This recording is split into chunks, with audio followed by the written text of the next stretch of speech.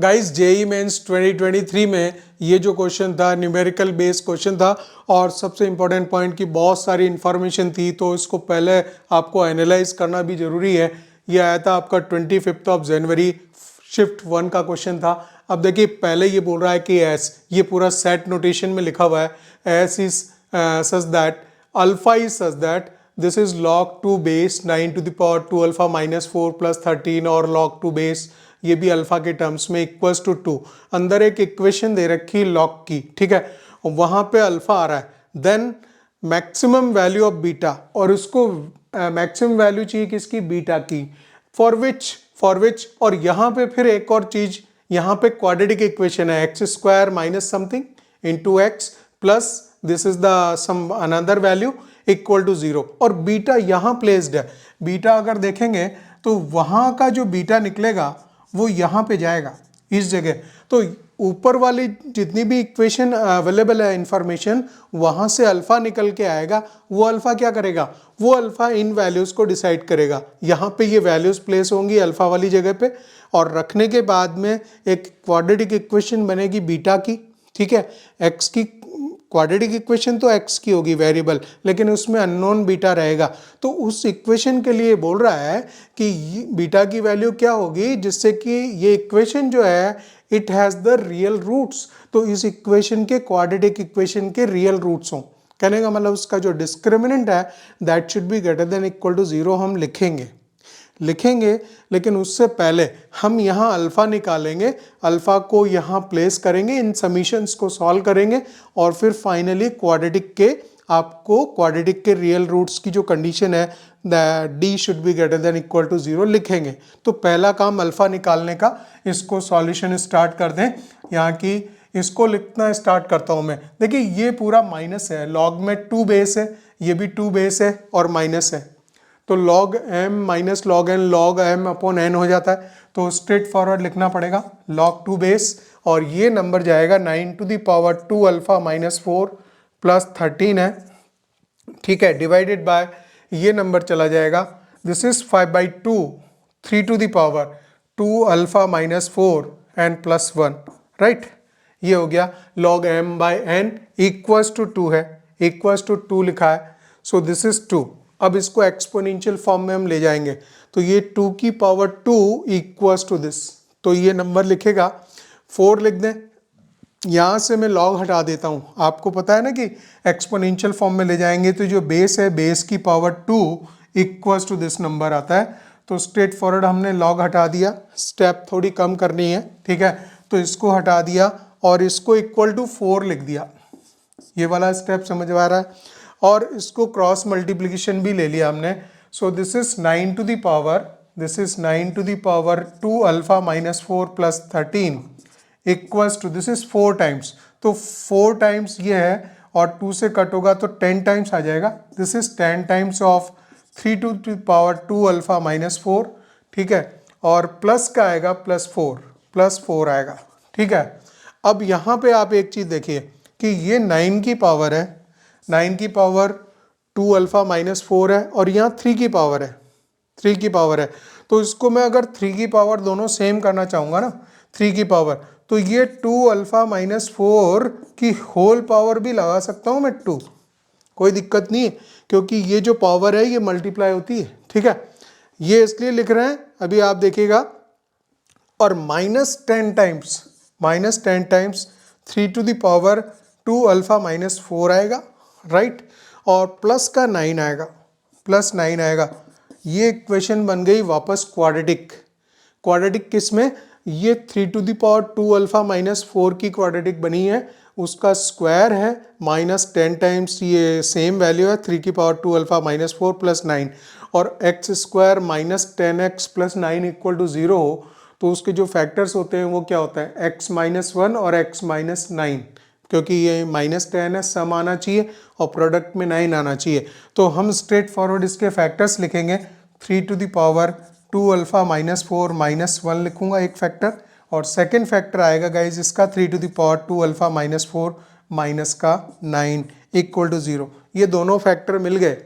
इनसे अभी alpha decide होने वाला है, ठीक है। तो 3 की पावर जब आप ये लिखोगे 3 की power 2 alpha minus 4 equal to, उधर 1 लिखोगे तो 1 लिखने के लिए 3 की पावर 0 लिख लेना, ठीक है। तो यहाँ पावर कंपेयर करोगे तो अल्फ़ा की वैल्यू 2 देगा, ये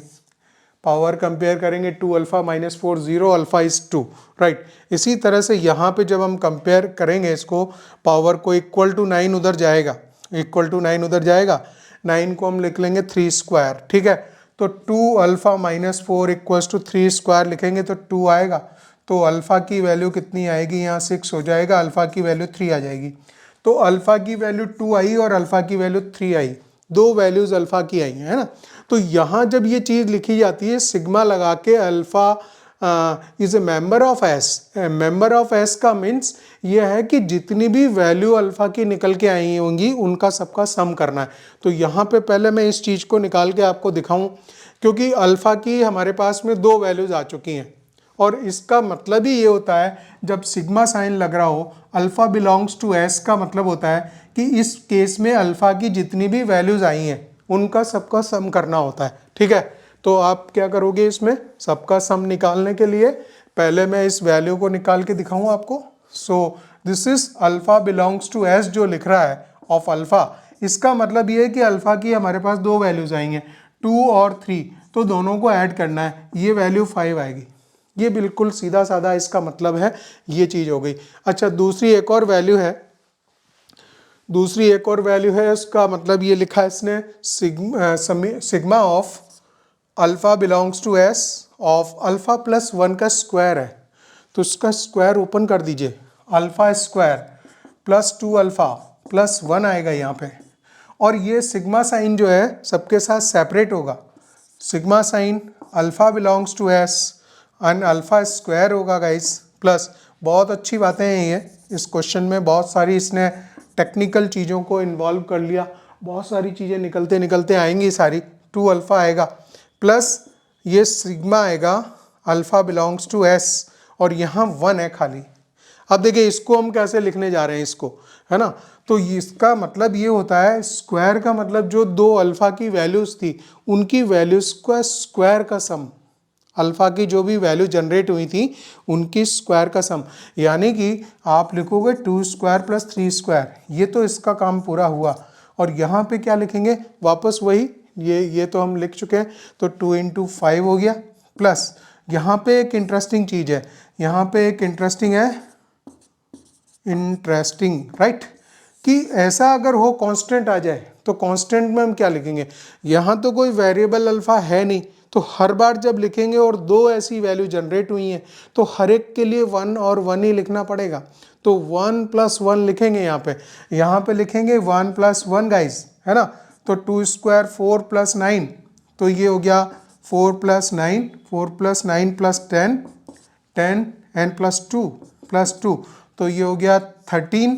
13 टू 15 25, तो ये वैल्यू हो गई 25। तो ये जिस वैल्यू को हमें इसको निकालना चाह रहे थे ये अल्टीमेट 25 डिसाइड हुई, और ये जो था सिग्मा ऑफ अल्फ़ा वो 5 था, 5 की वैल्यू का स्क्वायर और करेगा अभी वो, ठीक है। तो अब मैं वैल्यूज़ लिखता हूँ सारी, हमारे पास में सारी वैल्यू क्रिएट हो गई,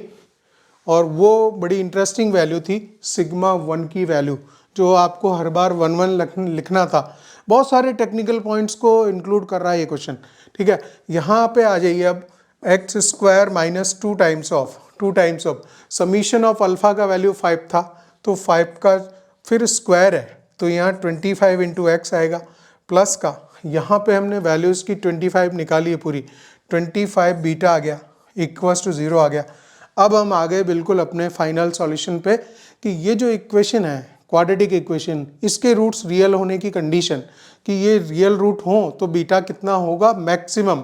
what is the maximum value of beta for which this equation, quadratic equation है, ठीक है, हैज़ ए रियल रूट्स, तो इसका जो डिस्क्रिमिनेंट है वो पॉजिटिव लिखना पड़ेगा। तो डी ये 50 है, तो 50 का square, B square minus 4a1, C की value 25, that should be greater than 0, this is D greater than equal to 0, तो ये आएगा आपका 50 इंटू 50, ठीक है, माइनस ये तो 100 हो गया, 100 is greater than equal to 0। Beta कहाँ था, बीटा भी तो लिखेंगे, बीटा है यहाँ पे minus B square minus 4ac, C वाली जगह पे यहाँ पे बीटा भी है, सॉरी बीटा गायब कर दिया, बीटा भी तो था, तो ये तो पूरा का पूरा 25 बीटा आएगा, this is 25 beta guys, right, ये करेक्शन। अच्छा, तो दिस इज 100 बीटा हो गया, ये 100 beta and that is greater than equal to 0। अच्छा, मैं इसको उल्टा लिख सकता हूँ, 100 beta minus 50 into 50 is less than equal to 0। तो बीटा क्या हो जाएगा, इसको एक 100 को अगर कट करना है मुझे, तो बीटा माइनस 2 इंटू 25 लिखूंगा, 2 इंटू 25 इंटू 50, तो ये 100 कट हो जाएगा, 25 बचेगा, is less than equal to 0। अच्छा, फिर हम लिख सकते हैं क्या, beta is less than 25। So अब बीटा की वैल्यू चल रही है लेस देन 25, कहने का मतलब जो बीटा है वो 25 मैक्सिमम वैल्यू है, और वही चीज़ यहाँ पूछी गई थी, what is the maximum value of beta, that is 25। तो इसमें जो न्यूमेरिकल बेस क्वेश्चन था, इसमें जो बीटा की वैल्यू थी वो थी गाइस 25। तो बहुत अच्छा क्वेश्चन, बहुत सारे कॉन्सेप्ट्स का मिक्सचर, और उसको आपको प्रॉपरली हैंडल करना, पहले पूरे कंडीशन को देखना और कहाँ कैसे कैसे यूज़ करेंगे, पहले एनालाइज कर लीजिएगा क्वेश्चन को। जैसे मैंने आपको बताई बात, पहले एनालाइज किया जाएगा तो आपको परफेक्टली मालूम चलेगा कि हमें वर्कआउट क्या करना है।